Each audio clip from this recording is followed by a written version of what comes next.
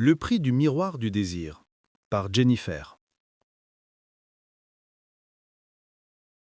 Le village de Kunda s'accrochait au flanc de la colline comme une robe tissée d'ocre et de sagesse. Pour Nala, 19 ans, la sagesse n'était qu'un mot poussiéreux. Elle voyait les traditions non comme des fondations, mais comme des murs. « Les chemins rapides sont toujours interdits, mère, » dit-elle souvent, soupirant. « Mais pourquoi ?» Sa mère, Zola, était l'incarnation de Kunda. Elle connaissait le chant de chaque rivière et le secret de chaque masque. « Nala, ma fille, » répondait Zola, ses yeux graves. « Ce qui est interdit protège. Ces chemins mènent toujours à Adebayo, l'homme de l'ombre, dont la générosité est plus dangereuse que la soif.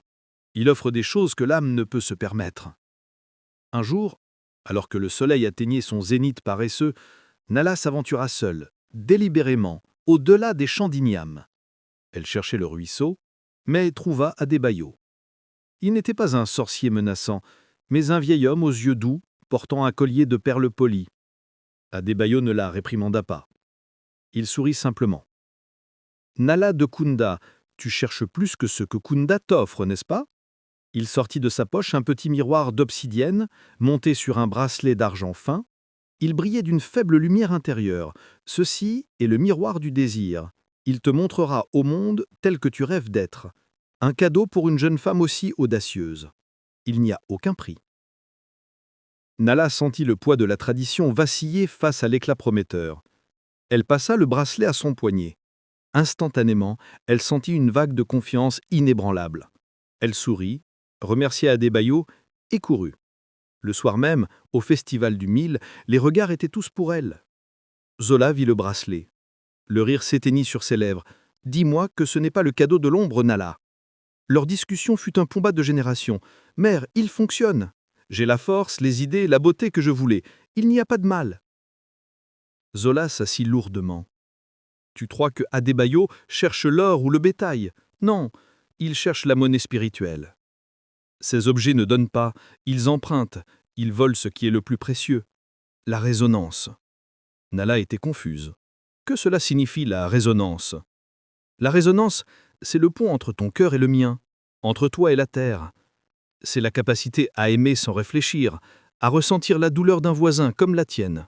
Le bracelet te rend plus forte, oui, mais il étouffe ta capacité à te connecter. Il te rend seule, même au milieu de Kunda. Au début, Nala ignora cela. Elle réussissait tout. Mais elle réalisa bientôt que les succès étaient creux. Quand Zola fut frappée par une fièvre soudane, Nala s'occupa d'elle avec compétence, mais sans la moindre angoisse ou tendresse véritable. C'était un devoir, pas un amour. Le prix caché était révélé. L'objet lui avait volé son cœur émotionnel. Horrorisée par sa propre froideur, Nala retira le bracelet. La force et la confiance disparurent, laissant une faiblesse terrifiante. Mais la panique était un sentiment bienvenu. « Mère, c'est vrai, il a pris mon amour pour toi. Que dois-je faire ?» murmura-t-elle, les larmes coulant enfin. Zola, faible mais réconfortante, lui expliqua. « Le vol de résonance ne peut être annulé par la simple rendition. Tu dois faire un don, Nala. Le sacrifice de ce que tu penses être ton bien le plus précieux. Ton orgueil, la cause de ta désobéissance. » Nala retourna au ruisseau. Elle cassa le miroir du désir et, devant Adebayo, impassible, elle se dénuda de tous ses ornements d'orgueil, faisant le serment d'écouter avant de juger. Elle est revenue à Kunda, non plus la femme la plus forte, mais la plus sensible. Le prix du miroir du désir n'était pas son âme, mais une leçon vitale. L'obéissance aux sages est le premier pas vers la vraie liberté du cœur.